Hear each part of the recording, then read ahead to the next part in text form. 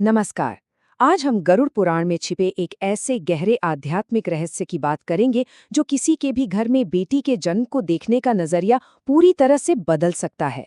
ये सिर्फ कोई कहानी नहीं, बल्कि कर्म और आत्मा से जुड़े एक ब्रह्मांडीय सच की पड़ताल है।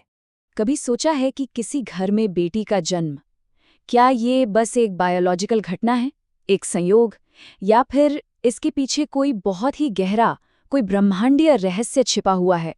चलिए आज गरुड़ पुराण की मदद से इस सवाल के जवाब तक पहुंचने की कोशिश करते हैं। स्रोत की माने तो ये वो सच है जिसे शायद हजारों सालों तक हमसे छुपाकर रखा गया। ये सिर्फ कोई मान्यता नहीं है, बल्कि आत्मा की यात्रा और कर्म के सिद्धांत से जुड़ा एक ऐसा रहस्य है जो हैरान कर देता है। तो सबसे पहली बात जो हमें समझनी है वो ये है कि गरुड़ पुराण के हिसाब से कोई भी जन्म कोई इत्तेफाक नहीं होता। ये एक कॉस्मिक चॉइस है, एक ब्रह्मांडीय चुनाव। और ये चुनाव तब और भी ज्यादा खास हो जाता है जब एक आत्मा को बेटी बनाकर धरती पर भेजा जाता है। गरुड़ पुराण साफ कहता है कि आत्मा को वहां नहीं भेजा जाता जहां बस जगह खाली है, बल्कि उसे वहां भेजा जाता है जहां उसका कोई मकसद पूरा होना है या कोई पुराना कर्मों का हिसाब किताब बाकी है। मतलब हर जन्म के पीछे एक बहुत गहरा कारण छिपा होता है। अच्छा, अब आते हैं इस विश्लेषण के सबसे सबसे जरूरी हिस्से पर, पुण्य और ऋण का रहस्य। कहते हैं कि एक पिता के पिछले जन्मों के कर्म ही ये तय करते हैं कि उसके घर जो आत्मा आ रही है वो कर्ज वसूलने आएगी या कर्मों का मीठा फल देने। देखिए, ये समझना बहुत जरूरी है। शास्त्रों के अनुसार ज्यादातर मामलों में एक पुत्र अपने पिता का कोई पुराना कर्मों का ऋण, मतलब कोई कर्ज वसूलने के लिए आता है।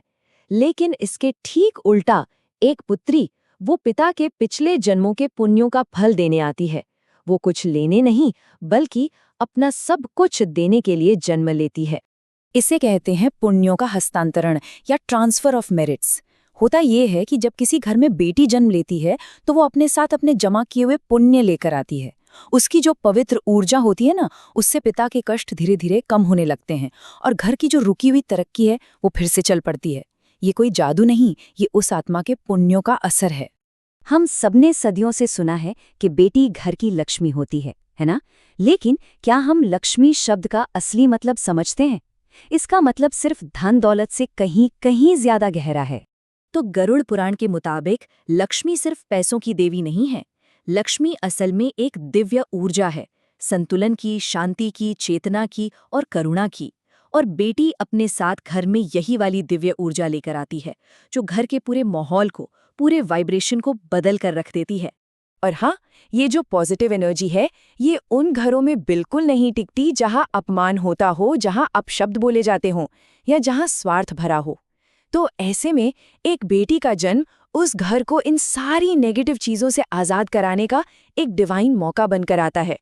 अब हम एक ऐसे रहस्य की बात करेंगे जो शायद सबसे गहरा और सबसे इमोशनल है। ये कहानी है आत्मा के एक अधूरे रिश्ते की, एक ऐसा रिश्ता जो जन्मों के पार तक फैला हुआ है।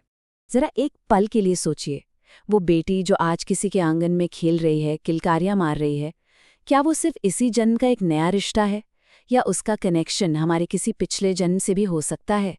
ये सुनकर शायद थोड़ी हैरानी हो सकती है, लेकिन गरुड़ पुराण की गहराइयों में ये भी बताया गया है कि ये बहुत मुमकिन है कि जो बेटी आज किसी के घर में है, वो पिछले जन्म में उसी व्यक्ति की माँ रही हो। और वो लौटी क्यों है?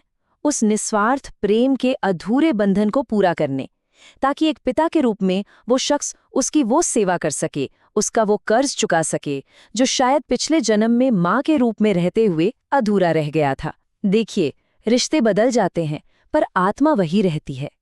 तो ये एक बहुत गहरा सवाल है जिस पर हम सबको सोचना चाहिए। क्या हम उस अधूरे रिश्ते को पूरा कर रहे हैं? क्या उस आत्मा को वो सम्मान और प्यार मिल रहा है जिसे पूरा करने के लिए उसने फिर से ये जन्म लिया है? तो इसका मतलब ये हुआ कि बेटी का जन्म सिर्फ एक आशीर्वाद या तोहफा नहीं है। नहीं, ये एक बहुत बड़ी आध्यात्मिक जिम्मेदारी भी है। ये उस पूरे परिवार के आध्यात्मिक स्तर को, उनके स्पिरिचुअल लेवल को ऊपर उठाने का एक सुनहरा अवसर है। तो फिर एक पिता का सबसे पवित्र कर्तव्य क्या बनता है? उसे सबसे अच्छी शिक्षा देना, उसे सुरक्षा देना, लेकिन पिंजरे में कैद करके नहीं। उसे आज़ादी देना और उसके फैसलों का सम्मान करना। और सबसे ज्यादा जरूरी, उसे इतनी ताकत देना कि वो अपने पैरों पर खुद खड़ी हो सके।